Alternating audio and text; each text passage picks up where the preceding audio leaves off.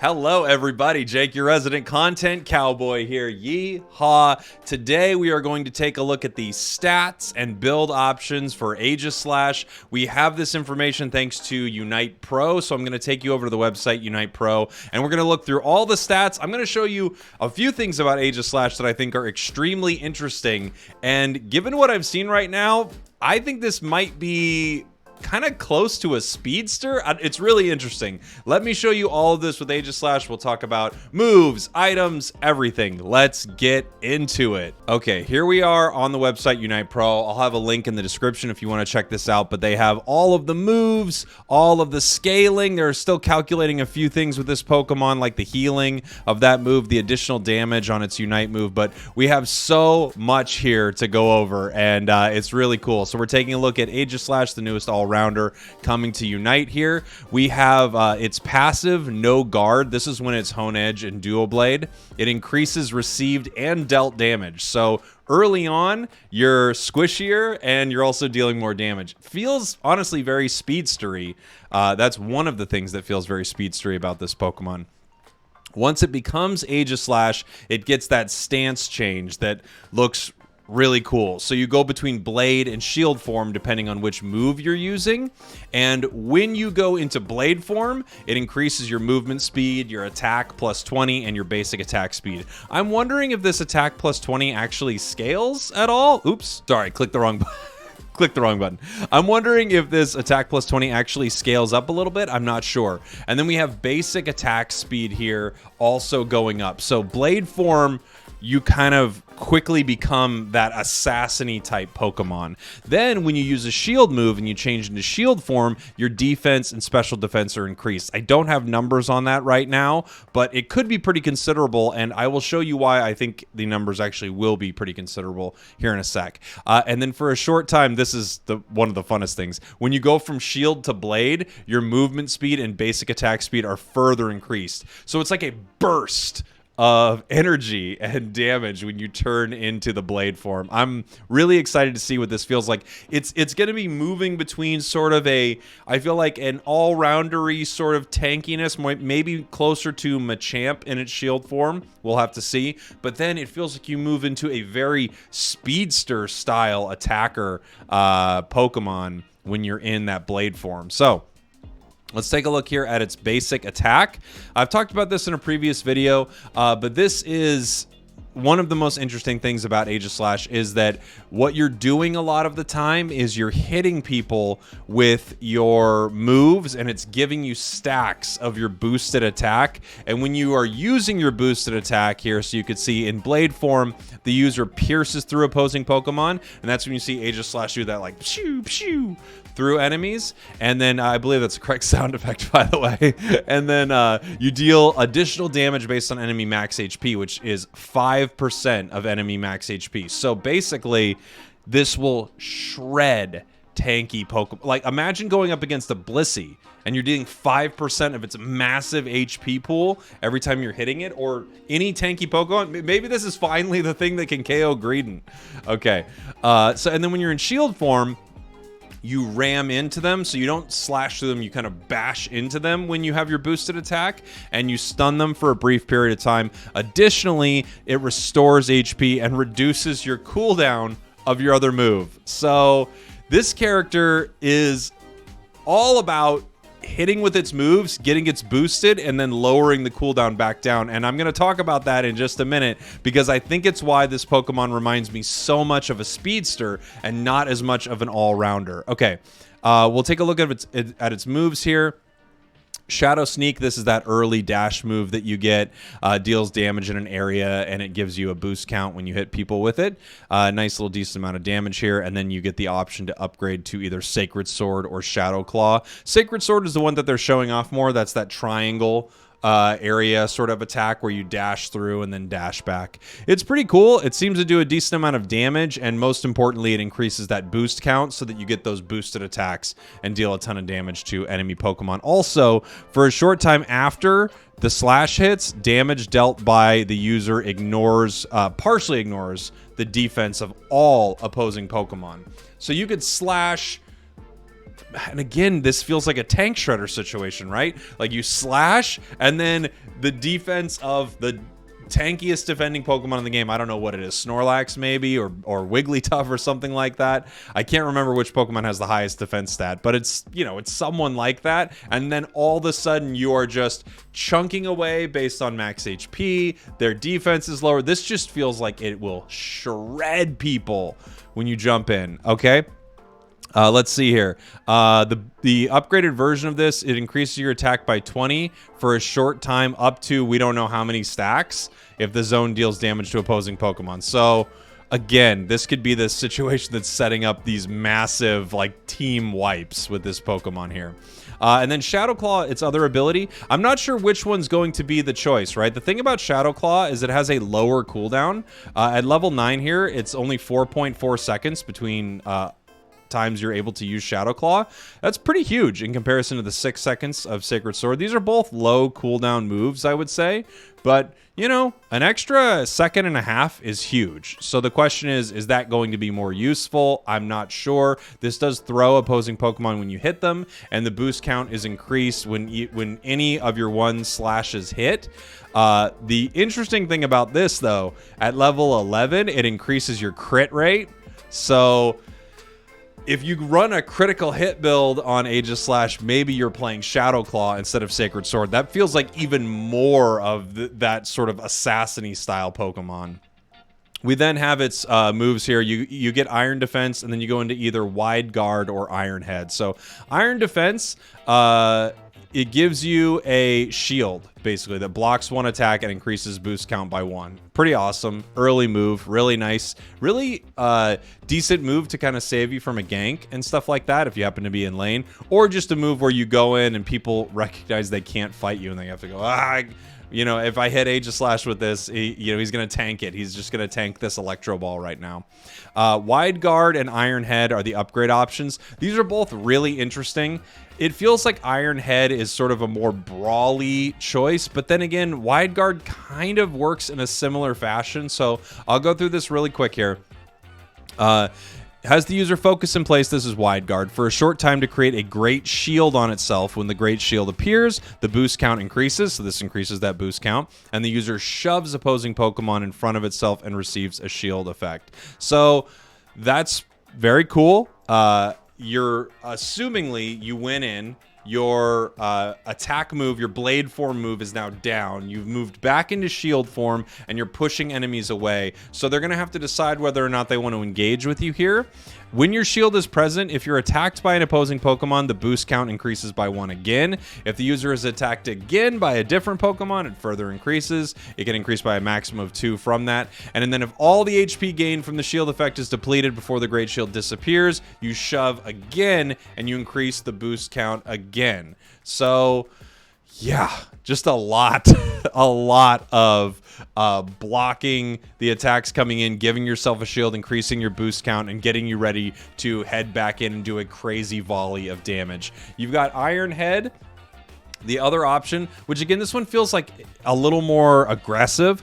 You barrel into the designated direction, so you kind of like dash in and hit the enemy, dealing damage to opposing Pokemon. It increases your boost count, and you protect yourself with a special shield for a short time. The shield doesn't protect you from hindrances, but it can nullify damage. So again, this is kind of like that Iron Defense. You can probably tank anything with this. Just like Sylveon's Calm Mind, you can probably tank an entire Unite move with it. Blastoise's Unite, you will not take damage from it. However, it will still knock you up because it doesn't stop the hindrances.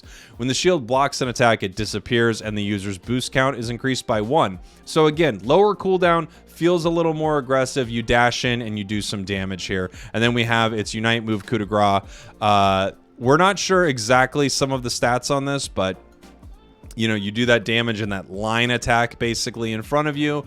The lower their HP, the more damage it deals. So it's very much an assassination move. If it knocks out an opposing Pokemon, the boost count increases. So you knock somebody out, you're in blade form, you start slashing everybody up again. It also gives you a shield. They're still trying to figure out some of the numbers on this, but that looks like just that big assassin-y move. Let's talk about why I think this Pokemon feels more like a speedster. So we've already seen that this Pokemon's based a lot on moves and kind of dealing that damage, then instead of popping out of combat like some speedsters, it's more about dealing that damage and then getting tanky for a moment and dealing that damage again. Unlike other Pokemon, I'm going to take you over to these stats here. So these are the stats of all the all-rounders in Pokemon Unite. I want you to take a look at these, and I'm going to turn my camera off for a sec here just so you can see all of them. So here are these Pokemon stats at level, I believe, yeah, level 15 here. I want you to take a look at some interesting things. HP, kind of in line with all the all-rounders. Attack, somewhat in line, but a little lower than everyone. However, when it goes into that blade form, it will be comparable. Defense, look at this, 250. Everyone else is considerably higher. Same with special defense. Everyone else is considerably higher. So I have to assume when you switch into shield form, your defense is way up. These are all interesting numbers. Attack speed, pretty high. But, you know, all of the all-rounders are pretty high for attack speed except for Char. Speed, all of that. Here's where it gets really interesting. Lifesteal on Aegislash, 0. It has no lifesteal, as opposed to someone like Machamp who has 20%. Everyone else has 15%. Critical hit rate, 10%. The lowest of all the all-rounders. However, it has something that no other all-rounder has. 20% cooldown reduction. You see that all the way on the end there. That 20% cooldown reduction right here. So this means that this Pokemon is based off using its moves more than anyone else on here. And we can see that by how its moves combo. Now, if you look at Pokemon like Speedsters, you will notice that this cooldown reduction, similar for Absol, similar for Gengar, similar for Talon, similar for Zeraora here. This Pokemon actually feels a lot like a speedster in design. So while they're calling it an all-rounder, which I think it kind of is, it's interesting because I think its shield form feels more like an all-rounder. But its basic form, its blade form, excuse me, feels a lot more like a speedster. So given that, let's talk about some options here for moves. Let's talk about some options for held items. This is where I think it gets really interesting. So right now on here, I just have some useless held items so I could show you kind of what happens with the stats here as we move around with these held items. You would never run these on this Pokemon. It's not special attack based. So let's just talk about a possible build for this Pokemon, given that it focuses on cooldown reduction. So if we look at a move like Sacred Sword here, it has a 6-second cooldown reduction, 6-second cooldown, 6-second cooldown. Not even another word there, Jake. A 6-second cooldown when you're at level 9. Because you have that full 20% cooldown reduction. It further increases... wide guard further increases at level 13. I don't know if this is actually going to show me what it decreases to. It doesn't. But let's look at this. So you've got a 7-second cooldown here. You've got a 6-second cooldown right here, right? What if this is the kind of Pokemon that you would run something like an energy amp on, so you have more cooldown reduction, and you'd also run something like a Shell Bell. Now, I know this is crazy, but this just bumped your cooldown reduction up to 30%. So your cooldown is huge on this Pokemon right now. That lowers Shadow Claw to under 4 seconds. It lowers Sacred Sword to 5.3 seconds. And your Wide Guard is down here at 6.4 seconds. A Pokemon that is almost entirely based around its moves being up so that you can get those boosted attacks. I'm wondering if we actually see a Pokemon able to use Shell Bell or Energy Amp in this situation. A few other things to notice. Coup de Grace gives you a boosted attack when you KO a Pokemon with it. What could be more useful than using Coup de Grace and having a boost right here to your damage, a 21% boost once you then get that boosted attack? So you're kind of setting yourself up to, again, wipe enemy teams after you use your Unite move with this Coup de Grace. Not only with how Coup de Grace is based, not only with how Aegislash is based, but also using this Energy Amp. I think it's possible we see one of these two items used on Aegislash. I really do.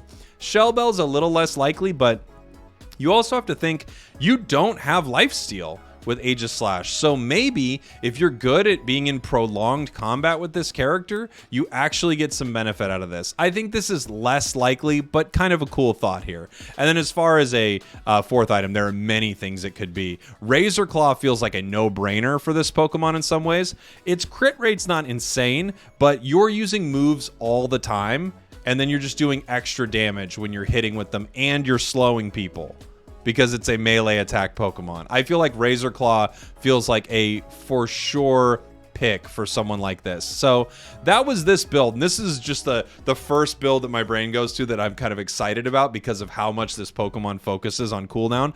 Let's talk about something else that could be cool, which is just a critical hit build.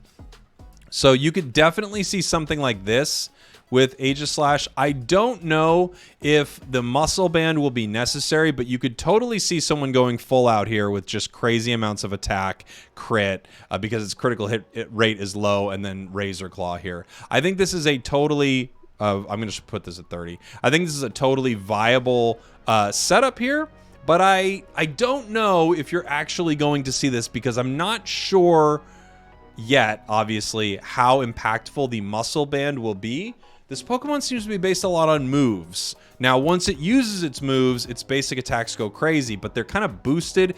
Maybe the muscle band actually won't be as impactful as a focus band, so that if you get low, you stay alive in the fight, or even, you know, just something classic like a, like a buddy barrier.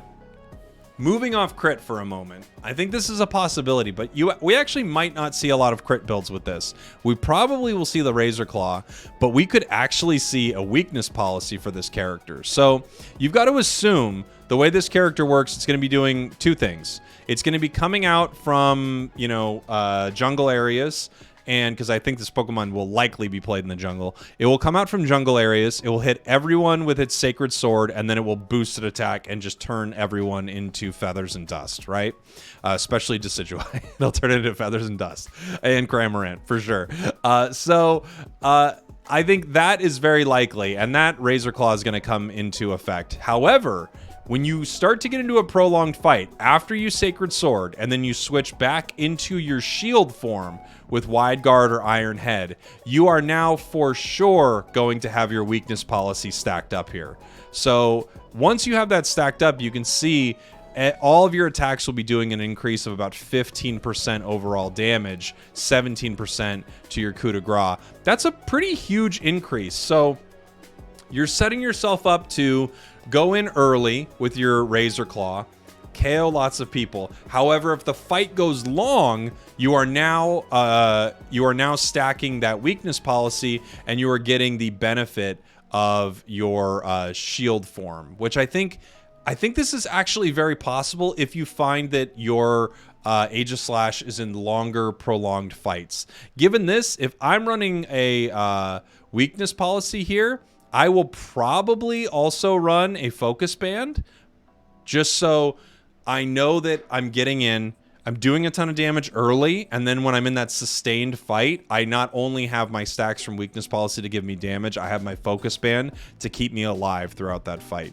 So I think this is an option for this Pokemon as well. It's so cool to talk about this because, like, we'll know in a few days if any of this really works, but it feels like you can kind of, in theory, see how this would work in combat here. So let's take weakness policy off here, and let's just talk about another build that I think will, without question, be very popular for this Pokemon. And this is just Buddy Barrier, Focus Band, Razor Claw.